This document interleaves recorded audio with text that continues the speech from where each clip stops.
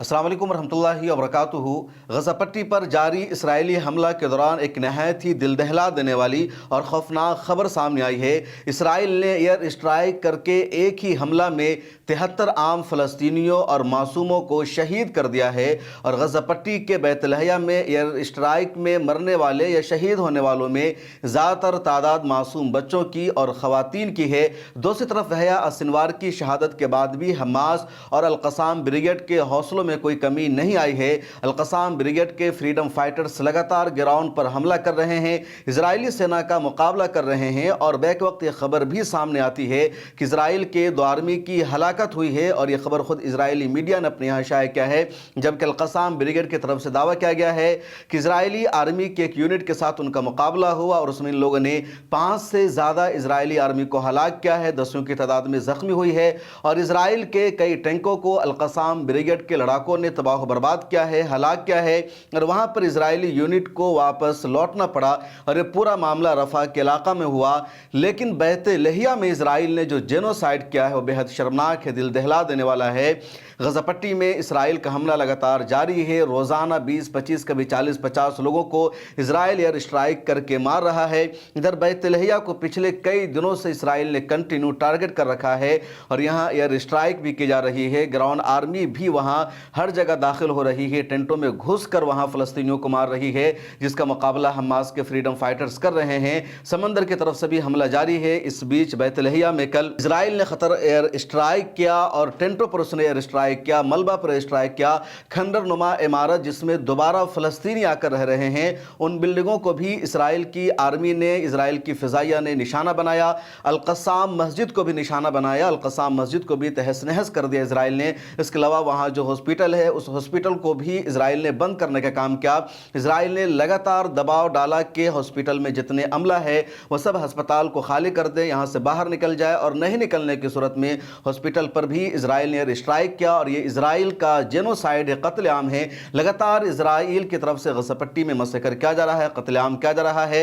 स्कूलों को, मस्जिदों को, अस्पतालों को अब कंटिन्यू निशाना बनाया जा रहा है, टेंटों पर अब मारा जा रहा है। गज़ा पट्टी में हमास को ख़त्म करने के लिए इसराइल ने पहले तमाम बिल्डिंगों को तबाह कर दिया, तमाम इमारतों को एयर स्ट्राइक करके उसने मलबा में तब्दील किया। उसके बाद अस्पताल को निशाना बनाया, मस्जिद को निशाना बनाया, तारीख़ी इमारतों को निशाना बनाया, स्कूल, कॉलेजेस, हर तरह की इमारत और बिल्डिंग को इसराइल ने नस्तो नाबूद कर दिया है, टनल तक को तबाह कर दिया। लेकिन इसराइल को लगता है कभी हमास का खात्मा नहीं हुआ।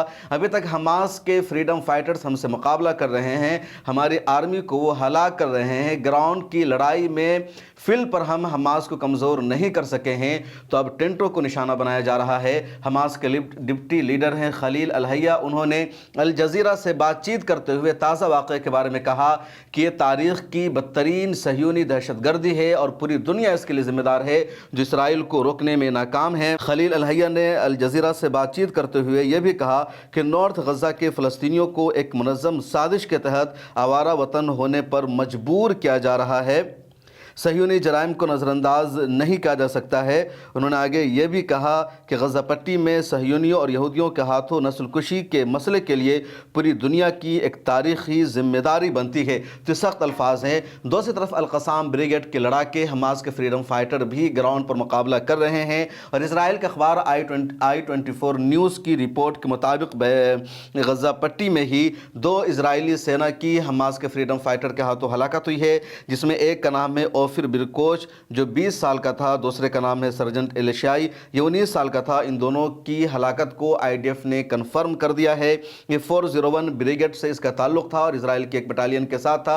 दूसरी तरफ अल-क़स्साम ब्रिगेड ने अपने बुलेटिन में ये दावा किया है कि एक जगह इसराइल की पूरी यूनिट नज़र आती है, अल-क़स्साम ब्रिगेड के लड़ाके उसका मुकाबला करते हैं, दोनों तरफ से फायरिंग होती है और काउंटर फायरिंग में बड़ी तादाद में यहाँ पर IDF को, इसराइल की आर्मी को अल-क़स्साम ब्रिगेड ने नुकसान पहुंचाए, जिसमें 5 से ज़्यादा की हलाकत का दावा और दसियों की जख्मी का दावा किया गया। उसके अलावा इन लोगों ने अल-क़स्साम ब्रिगेड के लड़ाकों ने इसराइल के कई टैंकों को भी तबाह किया है। गज़ा पट्टी पर इसराइली हमला को ये दूसरा साल शुरू हो गया है और जंगबंदी के लिए, सीज़ फायर के लिए फ़िलहाल कोई बातचीत होती नज़र नहीं आ रही है। यहया सिनवार की शहादत के बाद कुछ लोगों ने उम्मीद जाहिर की थी कि इसराइल ने यहया सिनवार को अपना दुश्मन नंबर 1 करार दिया था, ये मोस्ट वांटेड थे और इनकी शहादत हो चुकी है, तो हो सकता है कि अब जंग बंदी के लिए बातचीत हो, लेकिन फिलहाल अभी तक इसके आसार नज़र नहीं आए हैं। जिस रात में यहया सिनवार की शहादत की खबर सामने आती है, अमेरिका ने बातचीत की कतर से, मिस्र के ज़िम्मेदारों से, और लोगों को एक उम्मीद हुई कि शायद अब जंग बंदी हो, लेकिन फ़िलहाल मुज़ाकरात का या गुफ्तगू का कोई दौर शुरू नहीं हुआ है। इजराइल के प्राइम मिनिस्टर नेतन्याहू ने उसी दिन कहा था कि हमारे दुश्मन यहया सिनवार का खात्मा तो हो गया है, लेकिन अभी जंग ख़त्म नहीं हुई है, हमारी जंग अभी जारी रहेगी। और इस जंग में इजराइल ने जो हदफ तय किया था उसमें खुद उसको अभी तक कामयाबी नहीं मिल सकी है। अब पूरी दुनिया इस बात की कोशिश में है, पूरी दुनिया उम्मीद लगाए बैठी है कि जंग बंदी के लिए बातचीत हो, सीज़ फायर हो, लेकिन गज़ा पट्टी पर इसराइल का हमला बढ़ता जा रहा है और इसराइल अब उन तमाम इलाकों पर हमला कर रहा है जिन इलाकों पर पहले इजराइल का हमला हो चुका है।